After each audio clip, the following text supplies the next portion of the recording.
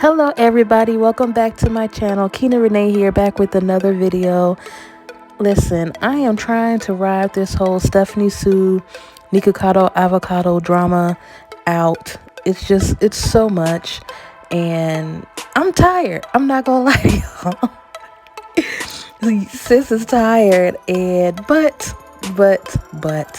however, this is very important that I finish this and kind of provide my commentary about Miss Stephanie Sue and how she came back with all of the receipts. And as of 3 hours ago, she is taking legal action against Nikocado Avocado.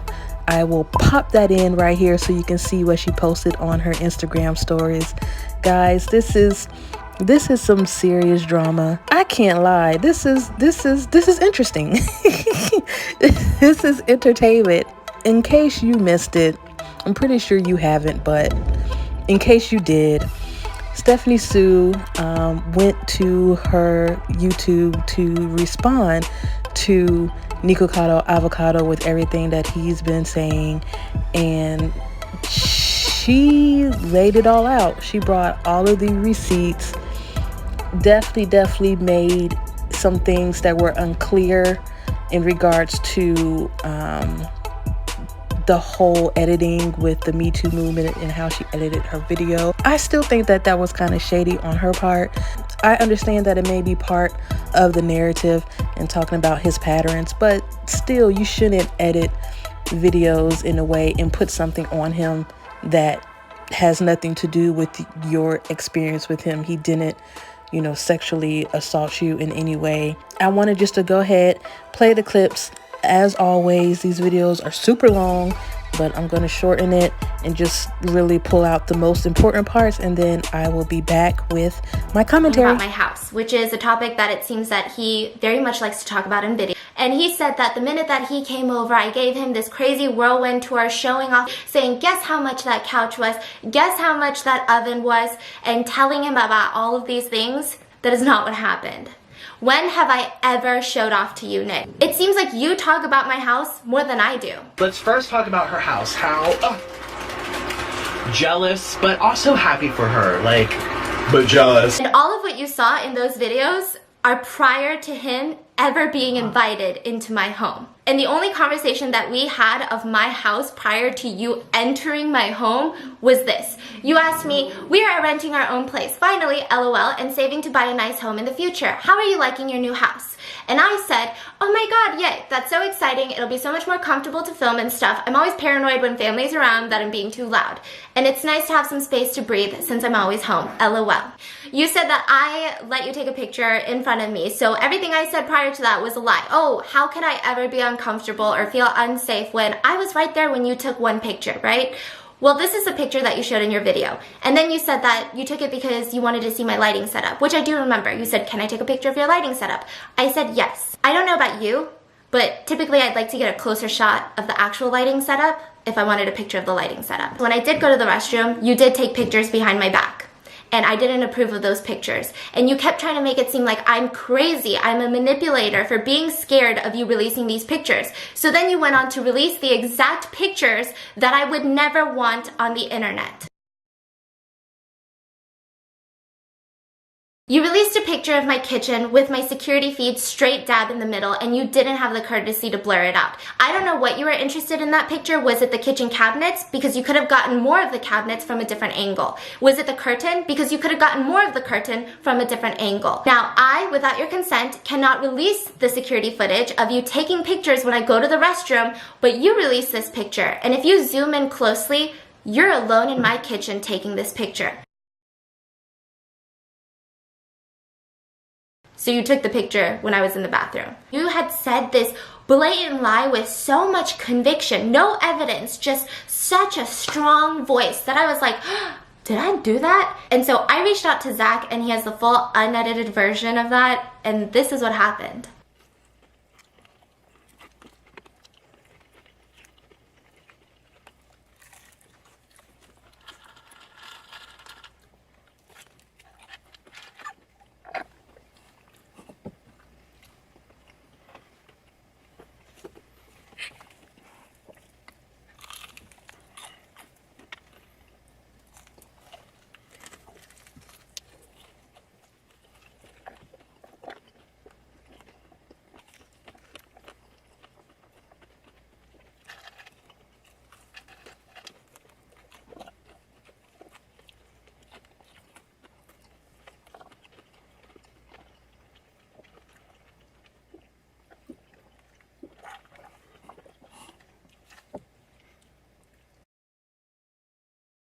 I got you some good comments. So she had the last thing, right? They were eating, I was just sitting here, and I was going like this. Like, just be real, man. Just be real. And that was her idea. I didn't even realize until when I watched the video that I was like, she wasn't looking back at me either. Why would she say to do this where we look at each other, who's gonna go for the last chicken leg, and then when the cameras are rolling, she just looks at the screen as if she doesn't know what I'm doing over there. They were eating, I was just sitting here, and I was going like this. Like, what the hell, man? So, are you lying, or is that footage lying? Nick is framing his story as if I absolutely hate Veronica and I just couldn't wait to talk shit about Veronica, and I want to do all of these exposing videos about her with Nick because I want drama and I want views. And to give you guys some perspective, this is what I said to Veronica, which Nick has never seen. We didn't leave off on the best terms. And she said, "Hey Steph, I hope you're doing well. I know we left off on a really horrible foot, but I just wanted to let you know I've missed you. I also recently got accepted into a couple culinary schools in California, so I might be moving there for a year. I'll be there this week looking at apartments and was wondering if you'd like to meet up for food to talk. Let me know your thoughts." I responded, "Hey, yeah, I know it's been forever since we last spoke. We did leave off in such a shitty way, but I'm glad you reached out. I know it's super awkward after everything that's happened, but I'm genuinely happy that things are going super well for you. Bottom of my heart, congrats on all your success with culinary school. Let me know what days you'd be here. I'd love to talk." Now, at this point, I did have this idea of doing a docuseries because I felt like, well, Veronica might be in LA, and in the eyes publicly, nobody really understood what happened behind the scenes because I never wanted to speak on it without Veronica. And so I thought that it'd be very nice to sit down. It had been a couple months, the drama had kind of concluded, and to just show that there's a lot of real people behind the drama. And that's what I wanted. I wanted to showcase different perspectives of not just me, but Veronica and of Nick. I felt that she was very self-serving. Only reaches out to us if she wants something out of us. Nick, when have I ever reached out for you for anything other than that time about the docuseries? Which, by the way, I didn't care if you wanted to get involved or not. You knew that. I told Zach, hey, I think I want to do it with Veronica regardless of Nick. Have I ever reached out to you for anything? Collabs, information, security system advice, sponsorships, CPMs? But here's Nick reaching out to me. I have a quick question. Have you experienced low CPM on your channels for November? Microwave promo. They told me you're doing it. Question mark. Are you doing that CBS interview? Do you want to collab? Stephanie? And did you put your home into a land trust? By the way, would the 8th and the 9th work good for you? Seems to have pros and cons. What do you think? Would you have felt better in a gated neighborhood? Or do you think that your property gate fence with cameras is good enough? Have you heard of Ring Security Camera? What's the name of your fancy security system? I'd like to research it. Are you happy with your home? Would you like to film together? You're the one that reached out to me. You're the one that asked to collab when apparently you didn't even like me. I didn't really like her. I didn't even know her. And you're the one that made all of these videos using my name for views, which I don't mind. And you call me self-serving because I wanted to have this big 4-way collab with you, me, Kimi, and Honey. And you go on to say, Honey doesn't like her, Kimi doesn't like her. Honey Eats doesn't like her. Kimi doesn't like her. Again, using other people's words publicly to hurt and humiliate other people. But I didn't know that at the time. But you knew that you didn't like me at the time, but you still wanted to collab so that our collaboration videos would get views. Who's really self-serving? These happened the night when I got home from the collab. We're talking about if you were gonna post the footage, because at this point we were even scared to ask you to not post it. Zach tried, it didn't really work. And so at 2:58, Zach said, I honestly don't think he cares that he's gonna look bad. Also, I don't think he gets it either. I was telling him the whole time after how it was going to be perceived, but he didn't seem to get it and just chalked it up to his audience being dumb. And I responded, but all audiences are always smarter than the YouTuber thinks. I don't know why he thinks that. And then Zach said, that's what makes me think he doesn't care. It's so crazy too, because I asked him privately if he was gonna go in about Veronica, and he said no. And I responded with, oh my God, he didn't want me to get a heads up. I don't know if he doesn't care at all about me or if he thinks I'm a literal idiot. Okay, but dead ass now, since we know where he stands, does he actually like me, or did he just want a video to try and expose me? I'm literally asking myself the same exact question. So he didn't say anything to you? Our asses got played. I asked him so many times what you guys would even talk about because he always said he'd stay away from Veronica because he knew it would make you uncomfortable. That's why I was so surprised when he said you wanted to clear the air and talk about it. He made it look like you really wanted to talk about her so bad, you planned the discussion ahead of time. And I said, he said to me yesterday that all the comments are going to talk about shook bungs, so it would be stupid to act like we don't even know. And in my head, I'm thinking, the last thing I want to do is him bring up some shady shit about Veronica, like the hood comment, which he did in his video. Have you heard that in the hood, biz? That when you look at yourself with a viewfinder, you're narcissistic? I've heard that all over the hood. And try to make it seem like I'm a 12-year-old giggling about it as if I hate her. So I said, yeah, I'm down to acknowledge that it did happen and that's our first interaction and I don't have any negative feelings about me and you about the situation. But he made it seem like it was a Veronica video. And he said he had a title in mind. So what are we gonna do? You're saying that I wanted to talk so much about Veronica, but then you told Zach that you weren't gonna talk about Veronica and I would be uncomfortable, and you knew that. Which one's the truth? There have been a lot of questions about my first video.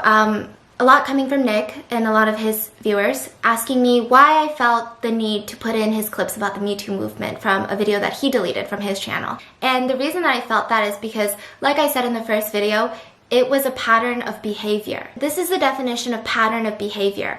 I linked the video and I'm gonna link it again because to me, that video showed me a lot. I never implied that Nick sexually harassed me. I never implied that Nick did anything illegal. I never implied that Nick committed crimes towards me or towards anybody else. I feel like a lot of us run off patterns. I don't know if I'm the only one, but if someone makes a mistake, you forgive them. But if they continue to do the same thing over and over and over again, and they hurt people every single time, I think that's very dangerous and I think that's very alarming. I did get an email and a DM from someone. Posting that video was really scary because I felt like even after I posted it, I'm crazy. I'm over dramatic. That's what I am. But I was scared. So I posted the video and within a couple hours I got an email and a DM from someone and they showed me proof that they had met Nick in New York and they showed me pictures of their Snapchat between him and Nick talking about that date. So if you guys aren't familiar, again, I'm going to link that video in the description, but Nick had a date in New York City and he claims that he didn't belittle the Me Too movement and he was a little bit upset that he had spent a lot of time and perfume and money on food for this guy that he met in New York and they didn't do anything afterwards. And he said, December 21st, when I posted my video that day, he said, Nikocado did it to me. I am that boy that little Me Too video is about. I would love to talk to you about it. We have a lot in common. I have all the screenshots as well. And then he showed me screenshots of Snapchat and a picture that he took with Nick. And I said, hey, I got your email. I'm so sorry that something like this is how we're connecting for the first time, but thank you so much for reaching out. I'm so sorry for what happened in New York. I'm sorry you had to watch a video being made about you like that because the night didn't go as planned. Are you okay? He said, yes. I really was not in the moment. I was so scared because he kept making all these posts about how he was going to tell this big story about me. And I kept begging him to not post anything about me because unlike him, I'm just a regular person with no level of fame. In the original video, he showed me, but with an emoji over my face and proceeded to call me a loser. It was just so crazy because like he did to you, he made me feel so comfortable in person when we first met. We talked all night, and then when I left, he gave me a hug and said it was nice meeting you, and I said it was nice meeting him too. So I thought we left on good terms. Then on Snapchat, he told me he was pissed that I didn't hook up with him. And I was so confused because I thought we left happy. And then he went and filmed that rant video about me, and he got so much hate for it, he took it down. And then he made another one about me, but once again got hate and took it down. But it's scary because we filmed a regular video, so he has that footage of me, in addition to some naked pictures.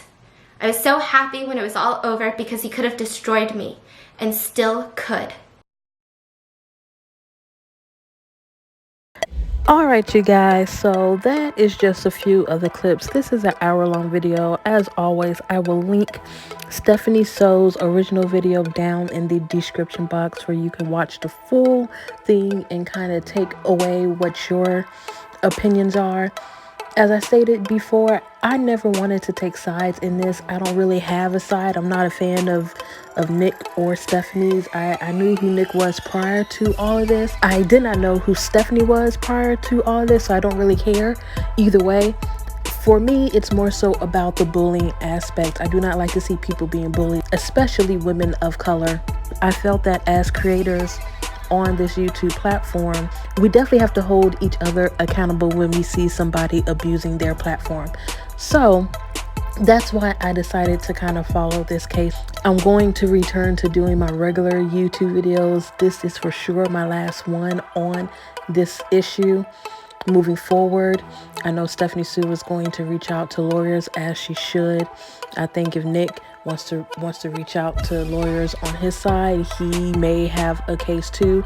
Like I said, I'm not really buying the whole thing where Stephanie says that she didn't imply anything about Nick in the Me Too movement, because to me she definitely did with her editing. And even when she was reading those text messages from the man who had that moment with Nick, her tone of how she was reading those text messages is just a whole dramatic effect, and it's just too much. She just should have read the text messages as regular as possible without all the emotional dramatic stuff that adds to it. And to deny that, it just I don't buy it. I absolutely don't buy it. But I also think that Nick is definitely in the wrong. I've always felt that he for sure manipulated the situation, and with the receipts that Stephanie brought out in this video, it's very clear what took place. And I just want both parties to come to some sort of resolution. To me, it sounds like that Nick may not have his channel for too much longer, especially if the law gets involved in some way. Moving forward, I think in 2020, us as YouTube creators, we have to be mindful of our platform and what we're putting out there, and just understand that words have power, our actions have power, influence has power, and we just have to hold each other accountable. We have to start calling it out, and that's exactly what Stephanie did. And yeah, that's my thoughts on this whole situation. Thank you so much for sticking with me while I kind of report on the drama, and let me know in the comments if you want more videos like these from me on this channel. Tomorrow I'm going to be back to my regular scheduled programming, providing you guys more tips on how you can grow your YouTube channel, providing you guys with PR tips if you're an artist and you make music, on how you can get your music out there to the masses, and giving you guys more tutorials on how you can edit and market your YouTube video. So all of that will be back tomorrow. If you haven't subscribed to my channel, please go ahead and do so right now. I will greatly appreciate that. Be sure to give this video a thumbs up and comment below, all of that good stuff. Once again, thank you so much for watching, and I hope everybody has a wonderful evening. Bye.